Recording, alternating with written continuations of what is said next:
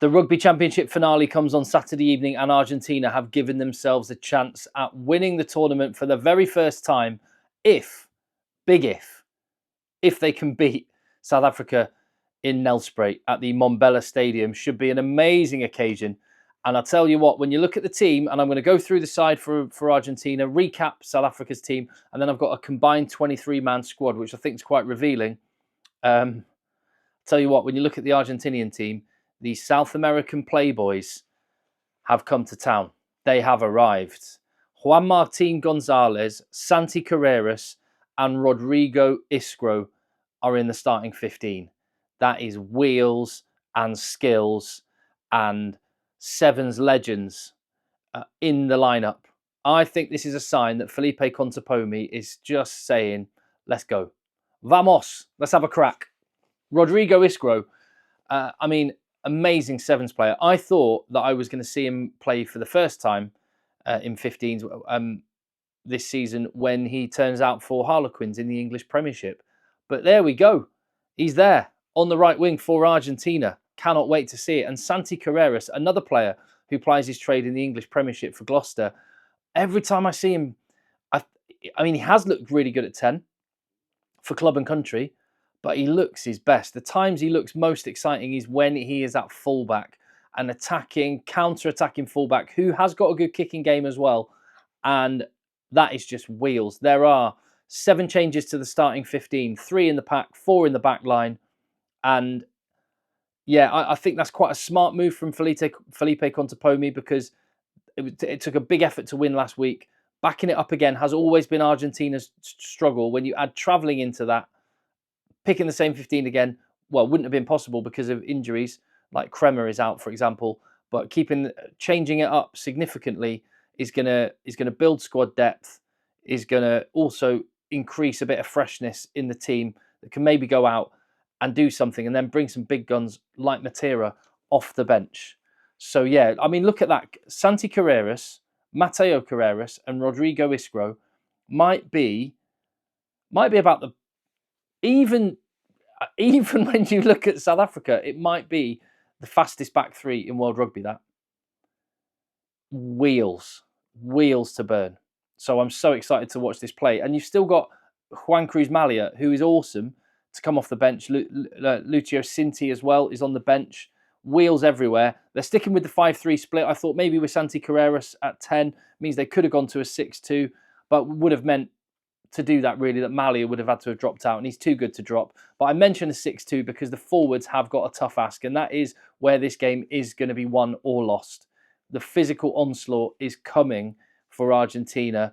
The South Africans will not have been happy about losing that game. The guys that were sat there waiting, like Peter Steph Totoy, he would have travelled anywhere to have played every game. He's been chained up like some kind of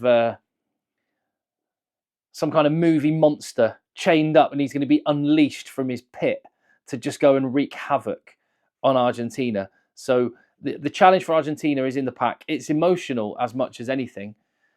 Can they? And it's always, I don't know why it's always been a problem, but they've struggled to get themselves up for games week on week. And if they want to ever win a World Cup, yes, they've got to semi-finals.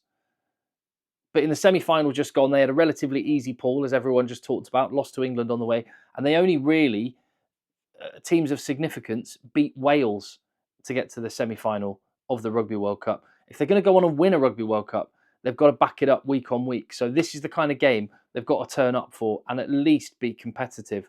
3 changes in the pack. Pablo Matera was a beast last weekend. Him and his mullet can just focus on a big 30 minutes from the bench. Juan Martin Gonzalez is being let loose. No Kremer, so Grondona comes in. That is a drop-off, and quite a big drop-off as well. So numbers 1 to 4 stay the same from last week. Numbers 5, 6 and 7 all change. Thomas Lavallini is in to put it about, hopefully without picking up another card to add to his list. Yeah, you have to trust the squad. As I say, rugby is a 23-man game right now, and when it comes to a Rugby World Cup, it's a 33-man game. So you've got to trust your whole squad, and that is what Filippo Contepomi is doing, making some changes, bringing some guys in. And I think what we're going to, I think if I were to read into this, this is a case of Argentina saying, we're not favourites. A lot of people won't give us much chance. Let's just go and roll the dice. And I think they're going to risk losing a load of territory in order to get the ball to the outside again and into the hands of Carreras and Iskro, who, if they can get the ball to the outside, that's going to be dangerous. I just wonder if the chances to do that are going to be limited, because they're going up against a formidable South Africa side with 19 out of the 23-man squad with a World Cup to their name, with 6 double World Cup winners coming back in to the side, and that pack with Ebenezer on his 100th cap. Talk about emotional motivation. South Africa is going to be no greater than making sure that guy has a day to celebrate with another trophy and a night out in Nelspruit. I'm absolutely certain they're going to bring it. So I don't think it'll work for Argentina, but I love the fact that I think they might be going out on their feet and going out swinging. Should make for a really good game. As for a combined 23-man squad, if you had access to all 23 South Africans, all 23 Argentinians, by the way, it's worth saying, actually, it's worth making this point.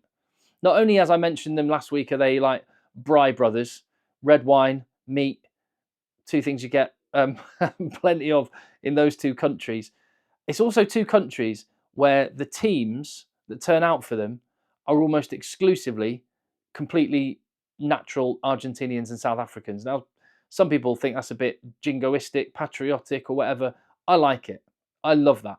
The Argentinian squad are completely Argentinian, and South Africa, for the most part, is the same. I know they pick up the odd Zimbabwean here and there who gets naturalised, but generally speaking, I like that. They go and send their players off to play for other countries around the world, but they keep their own, which, you know what, in 2024, I appreciate.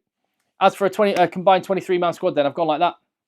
So only 5 Argentinians in the 23-man squad, 1 in the pack. Julian Montoya over Bongi and Mbonambi.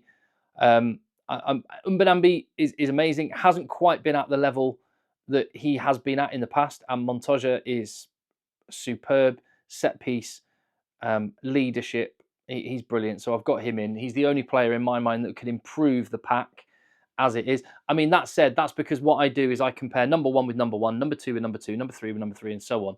If I were just picking a pack, I would put Pieter-Steph du Toit in the second row, and I would put Juan Martín González into the back row. So I basically picked González over Nokia, but as it is, that's what I've gone with. And in the back line, 2 out of the 3 in the back 3, I would go with Argentinians, which speaks to what I'm talking about. They've just got to have a go.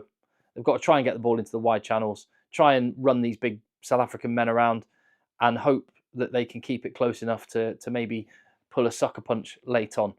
Mateo Carreras is just exceptional, and I would put him above Kurt Arendse, although it is close. And Santiago Carreras just got a bit more international experience under his belt than Apelele Fassi, although both of them are brilliant attacking fullbacks. If you had to force me to pick, which I'm forcing myself to pick, I'd just edge Carreras at this point, although I think Fassi's probably due for quite a big game. 2 Argentinians on the bench with Malia and Matera. But really, it is South Africa's game to lose on home soil, with no excuses due to travel because they've rested a load of guys, with no excuses due to injuries. You know, but for 1 or 2, they've got all pretty much a first-choice team out. Big day for Marnie Libbok. Also in this 23-man squad, by the way, another reason to pick Carreras is he's a goal kicker. So Libbok wouldn't have to worry about that in this particular team.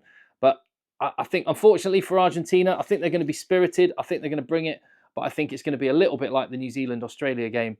I think the home side are going to win it by 20 points.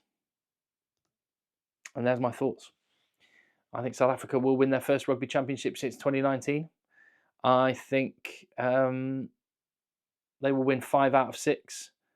And they will have a pretty strong platform to springboard onto their European adventures, where some big teams, including England, will lie in wait. I'm going to be at that game at Twickenham, and I already can't wait. But let's enjoy the rugby this weekend. Like I say, if you get value from the channel, please hit subscribe, leave your comment down below, give the video a thumbs up. That really helps as well. See you on the next one. Enjoy the rugby.